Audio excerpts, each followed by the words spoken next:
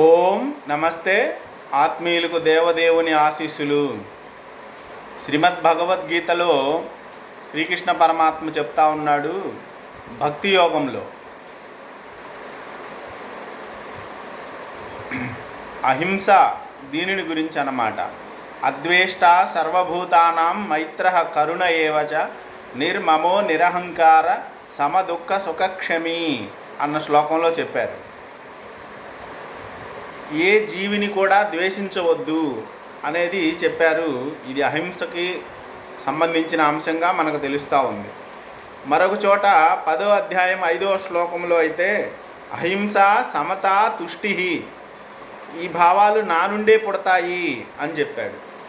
ఆ తదుపరి 16వ అధ్యాయం 2వ శ్లోకంలో కూడా అహింస సత్యం అక్రోధం అని, అహింసయు సత్యము కోపం లేకపోవడం ఇవి దైవీ సంపదగా చెప్పాడు. ఇలా అహింసను గురించి ప్రస్తావించి వివరించిన శ్రీకృష్ణ పరమాత్మ అర్జునుడి చేత యుద్ధం చేయించాడు. అంటే ఆ యుద్ధం ధర్మ సంస్థాపన కోసమే అని మనకు స్పష్టంగా అర్థమవుతూ ఉంది. కనుక ధర్మాన్ని రక్షించడం కోసం అని చెప్పేసి మనము ఈ దేశంలో హిందువులుగా మనం కలకాలము కొనసాగాలి అంటే మన ధర్మాన్ని మనం రక్షించుకోవాలా, అందుకోసం కావలసిన ప్రయత్నము చేయాలా. ముందు ధర్మాన్ని మనం పాటించాలా, ఆ తదుపరి ఆ విశేషాన్ని ఇతరులకు చెప్పి ఇతరుల ద్వారా కూడా పాటింప చేయాలా. ఇది మన కర్తవ్యము. ఇక కింగ్డమ్ ఆఫ్ వేదాస్ అని ఎంఎస్ఆర్ వేద స్వరాజ్యము అని యూట్యూబ్ ఛానల్ని నేను ప్రారంభించి కొనసాగిస్తూ ఉన్నాను. అయితే ఈ ఛానల్లో కాలానికి అనుకూలంగా సమయం దొరికినప్పుడల్లా మంచి విషయాలను నేను ప్రస్తావన చేస్తూ వీడియోలు పెడుతూ ఉంటాను. అందరికీ ఉపయోగపడుతుంది అన్న ఉద్దేశంతో ఈ ఛానల్ని కాస్త ముందుకు తీసుకెళ్ళాలి అంటే సభ్యులు పెరగాల్సిన అవసరం ఉంది. అందరూ కూడా సబ్స్క్రైబ్ చేసి షేర్ చేయడము, లైక్ చేయడము ఇట్లాంటివి చేయాలి అని చెప్పేసి తెలియజేస్తూ ఉన్నాను. వేద రహస్యాలను గురించి మనం తెలుసుకోవాలి, అందరికీ వేద జ్ఞానం అందాలి అనేది ముఖ్య ఉద్దేశము. శుక్ల యజుర్వేదములో 40 అధ్యాయాలు ఉంటాయి. ఆ 40వ అధ్యాయం ఈశావాస్య ఉపనిషత్తుగా ఉంటుంది. ఈ శుక్ల యజుర్వేదాన్ని యాజ్ఞవల్క్య మహర్షి సూర్యుని ద్వారా పొందాడు. ఇది వాజసనేయ సంహిత అనే పేరుతో కూడా ఉంది. మొదటి అధ్యాయంలో మొత్తం 31 మంత్రాలు ఉంటాయి. ఈ 31 మంత్రాలు ఒక యజ్ఞాన్ని ఉద్దేశించి చెప్పబడతా ఉంటాయి. అందుట్లో మొదటి 6 మంత్రాలు ఏ విశేషాన్ని కలిగి ఉన్నాయి అనేది మనం తెలుసుకోవడానికి ప్రయత్నం చేద్దాము. మొదటి మంత్రంలో ఏం చెప్తారు అంటే, మోదుగ చెట్టు, జమ్మి చెట్టు వీటిని యజ్ఞం కొరకు ఆ కొమ్మలను అవసరమైన భాగాలని నరుకుతూ ప్రార్థన చేస్తారు. ఓ మోదుగు చెట్టు లేదా ఓ జమ్మి చెట్టు, మిమ్మల్ని యజ్ఞం కొరకు నేను వినియోగించడానికై నరుకుతున్నాను. మీరు శాశ్వతంగా చిగురించుతూ పెరిగి పెద్దతవుతూ ఉండాలా. ఊర్ధ్వం జిగాతు బేజషం అని శాంతి పాఠం కూడా ఉంది. ఔషధాలు ఎత్తుగా ఏపుగా పెరగాలి అని చెప్పేసి మంత్రము. ఈ మోదుగు చెట్టుకి ప్రార్థన చేస్తూ యజమాని అంటే యజ్ఞం చేసే అధికారి అన్నమాట, యజ్ఞం చేయించే వ్యక్తి, అతనికి సంబంధించిన సంపదలను రక్షించే విధంగా ఉండాలి అని చెప్పేసి 1వ మంత్రంలో ప్రార్థన మనకి తెలియజేస్తూ ఉన్నారు. అందుట్లో చెప్పిన విశేషం ఏంటంటే శ్రేష్టతమాయ కర్మణః అని చెప్పారు. ఇది యజ్ఞానికి సంబంధించింది. యజ్ఞము శ్రేష్టతమమైన, దానికి మించి గొప్పది లేదు అన్నట్లుగా యజ్ఞం శ్రేష్టతమమైన కర్మగా చెప్పబడింది.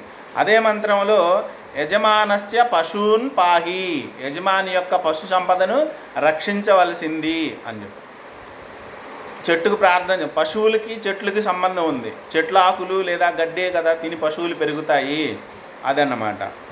గోవులను ఏమంటున్నారంటే రోగాలు, దొంగలు, కసాయి, వ్యాధుడు వీరి బారిన పడకుండా రక్షించాలా అని చెప్పారు. గోవులను హింసించకూడదు అనే విషయం ఇక్కడ స్పష్టంగా మనకి తెలియజేస్తూ ఉంది. గోవులకు రోగాలు రాకూడదు, గోవులను దొంగలు దొంగిలించుకొని తీసుకెళ్ళిపోకూడదు, కసాయి వాడి చేతిలో పడి మరణం పొందకూడదు, వ్యాధుడు అంటే మాంసాన్ని విక్రయించేవాడు అతని చేతిలో కూడా ఈ గోవులు పోకూడదు అని చెప్పేసి రక్షణ చేయాలని మొదటి మంత్రం స్పష్టంగా మనకు తెలియజేస్తూ ఉంది. ఆ తరువాత మంత్రం రెండవ మంత్రంలో దర్భని గురించి ప్రస్తావన ఉంది. దర్భ అంటే అది పవిత్రమైన అంశంగా బ్రాహ్మణులు పుణ్యకర్మలు చేసేటప్పుడు వేలుకి దానిని ఉంగరంగా ధరిస్తారు. దర్భలతో చేసిన పవిత్ర గురించి యజ్ఞ సాధనాలను మరియు పాలను పవిత్రం చేయవలసిందిగా దర్భని ప్రార్థన చేస్తూ ఉన్నారు దేవుని తరపున. మూడవ మంత్రంలో అదే దర్భ పవిత్ర అంటే ఉంగరంగా తయారు చేయబడిన తర్వాత నీవు మరి 100 ధారలు 1000 ధారలు కలిగిన పాలను రక్షించు అని చెప్పేసి ఆ దర్భనే ఆ పవిత్ర. ఈ పవిత్ర అనేది దర్భల ఉంగరము అనేది సవిత సూర్య భగవానునితో సమానంగాను లేదా సృష్టికర్తతో సమానంగాను ఆయన యొక్క అనుమతితో ఇది జరగాలి అన్నట్టుగా చెప్పారు. తరువాత 4వ మంత్రంలో గోవుని విశ్వ ఆయువు అని చెప్పారు. ఎందుకంటే పోషణ బాధ్యత ఆవు తీసుకుంది కనుక, మనకి పాలు పెరుగు వెన్న అవి ఇస్తుంది కదా, అందుకని. ఆ తదుపరి 4వ మంత్రంలోనే చెప్పారు, ఓ విష్ణు మహావిష్ణువు ప్రార్థన ఉంది, హవనీయమైన పెరుగు రూపంలో ఉన్న ఈ దదిని ఆ పాలను రక్షించండి అన్నాడు. విష్ణోహు హవ్యం రక్ష అనేది మంత్రం 4వ మంత్రంలో అలా ఉంది. 5వ మంత్రంలో అగ్ని ప్రార్థన ఉంది. ఓ అగ్ని నీవు యజ్ఞ పాలకుడవు, అగ్ని ద్వారానే యజ్ఞము అనేది పరిసమాప్తం అవుద్ది. యజ్ఞములో అతి ప్రధానమైనది అగ్ని అన్నమాట. అగ్నిర్వై దేవాహ అగ్నిముఖ వై దేవాహ అనేది మంత్రము. దేవతల అగ్ని ద్వారానే హవిష్యుని స్వీకరిస్తారు, మనం సమర్పించిన దానిని స్వీకరిస్తారు. అగ్ని నీవు యజ్ఞపాలకుడవు, వ్రతము పూర్తి చేసే సామర్థ్యాన్ని నాకు అనుగ్రహించు అని ప్రార్థన చేస్తూ ఉన్నాడు. మనకి ఏదన్నా పని ప్రారంభించినప్పుడు మధ్యలో ఏమైనా ఆటంకాలు కలిగితే ఆ పని ఆగిపోయింది. అలా కాకుండా అగ్నిని ప్రార్థించడం ద్వారా వ్రతమును పూర్తి చేసే సామర్థ్యాన్ని నాకు అనుగ్రహించు అని చెప్పేసి వేదము అగ్నిని ప్రార్థన చేస్తూ ఉంది. వ్రతం పూర్తి కాని దోషం ఏదైతే ఉందో అలాంటి దోషం నుంచి నన్ను విడుదల చేయి అన్నాడు.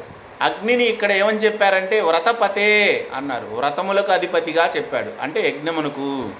ప్రాణోవా అగ్ని అని కూడా చెప్పబడింది. ప్రాణం ఉంటే కదా వ్రతం చేయగలుగుతాం. ఈ అగ్ని ప్రాణస్వరూపము అని చెప్పారు, ప్రాణోవా అగ్ని అని. తదుపరి 6వ మంత్రంలో జలమును స్తుతి చేస్తూ ఉన్నారు. జలపాత్ర నిన్ను ప్రజాపతి యజ్ఞమును కొరకు నియమించాడు అని చెప్పి. ప్రజాపతి అంటే బ్రహ్మ, ఆయన జలమును యజ్ఞము కొరకు, త్యాగము కొరకు, సకల జనుల కొరకు, సమస్తము కొరకు కూడా నిన్ను నియమించాడు అని చెప్పేసి ఈ మొదటి 6 మంత్రాలు యజుర్వేదంలో 1వ అధ్యాయంలో, శుక్ల యజుర్వేదంలో ఉన్న 1వ అధ్యాయంలోని అంశాలు. మొదటిది ప్రకృతి సంపదను రక్షించడం. చెట్టును నరికినా సరే ప్రార్థనాపూర్వకంగా అక్కడ నమస్కరించి దేవునికి సమర్పణ చేసి నరకడం అనేది ఉంది. చెట్టును పూర్తిగా పెళ్ళగించడం లేదు, శాఖను మాత్రమే తొలగిస్తారు. అది ఇంకా శతవిధాలా చిగురించమని ప్రార్థన చేస్తూ ఉన్నారు. ఆ తరువాత ఈ గోవులను రక్షించాలి. ఆ గోవులకు తగిన గ్రాసం లభిస్తేనే కదా గోవులు సమృద్ధిగా పాలిస్తాయి. అది కూడా ప్రార్థన 1వ మంత్రంలో ఉంది. 2వ మంత్రం 3వ మంత్రంలో దర్భలను గురించి ప్రస్తావన ఉంది. 4వ మంత్రంలో గోవును గురించి, పాలు పెరుగులను గురించి, వీటికి రక్షించవలసిందిగా మహావిష్ణువుని ప్రార్థన చేయడం జరిగింది. 5వ మంత్రంలో అగ్ని యొక్క ప్రార్థన ఉంది. అగ్నిని వ్రతపతే అన్నారు, అగ్నిని ప్రాణము స్వరూపం కూడా అన్నారు, ప్రాణోవా అగ్ని అని. అది వ్రతం పూర్తి చేసే శక్తిని ప్రసాదించమని అగ్నిని ప్రార్థన చేయడం జరుగుతుంది. తదుపరి ముఖ్యమైనది జలము. జలము కూడా యజ్ఞము కొరకు ప్రజాపతి ఈ జలమును నియమించినట్లు ఆ మంత్రం చెబుతోంది. ఇది శుక్ల యజుర్వేదములో ఉన్న మొదటి అధ్యాయములో మొదటి 6 మంత్రాల యొక్క వివరణ. అందరికీ స్వస్తి. ఓం నమస్తే.